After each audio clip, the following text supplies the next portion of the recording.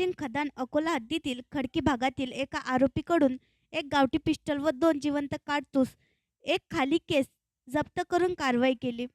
दिनांक 14 नोव्हेंबर 2024 रोजी माननीय पोलीस अधीक्षक बच्चन सिंग साहेब अकोला यांच्या आदेशाने आगामी विधानसभा निवडणुकीच्या अनुषंगाने पोलीस स्टेशन खदान हद्दीत अवैध रकमेची वाहतूक, अवैध दारू, अंमली पदार्थ, अग्निशस्त्रे इत्यादी बाळगणाऱ्या इसमांवर कारवाई करण्यासाठी आदेश असल्याने माननीय पोलीस निरीक्षक मनोज केदारे यांच्या मार्गदर्शनाखाली पोलीस स्टेशन खदान हद्दीत पेट्रोलिंग करीत असताना गुप्त बातमीदार मार्फत माहिती मिळाली की खडकी भागात एक इसम हा अवैध अग्निशस्त्र जवळ बाळगून उभा आहे. अशी मिळालेल्या माहितीवरून सदर ठिकाणी जाऊन पाहणी केली असता एक इसम हा सदर ठिकाणी संशयित उभा दिसला व त्याच्या हालचाली हे संशयास्पद वाटल्याने त्याच्या जवळ जाऊन त्यास पोलीस स्टेशनच्या मदतीने ताब्यात घेऊन त्याचे नाव गाव विचारले असता त्याने त्याचे नाव विजय उर्फ चंदू गजानन माडी, वय 35 वर्ष, मुक्काम पोस्ट झाडेगाव, तालुका शेगाव, जिल्हा बुलढाणा असे सांगितले.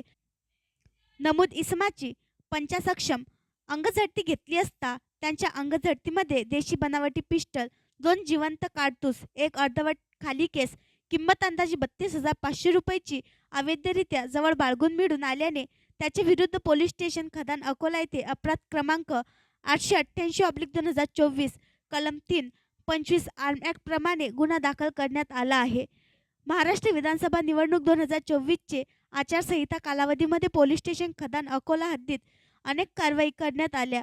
देशी दारू, गावठी दारू, अवैध शस्त्र बाळगणारे इसमांवर 4, 25 आर्म ॲक्ट प्रमाणे कारवाई करण्यात आली. अंमली पदार्थ बाळगणाऱ्या इसमांवर कारवाई करण्यात आल्या. अवैध अग्निशस्त्र बाळगणाऱ्या इसमांवर कलम 3, 25 आर्म ॲक्ट प्रमाणे कारवाई करण्यात आली आहे. अशा प्रकारे निवडणुकीच्या काळात मोठ्या प्रमाणात प्रतिबंधक कारवाई करण्यात आल्या आहेत.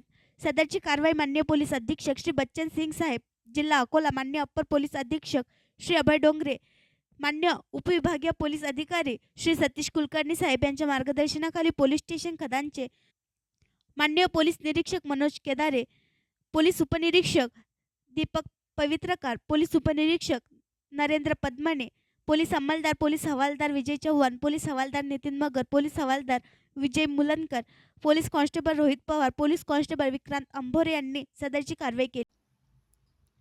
आणखी नवीन व्हिडिओ पाहण्यासाठी आमच्या देशमुख एक्सप्रेस न्यूज चॅनलला सबस्क्राईब करा, लाईक करा आणि शेअर करा.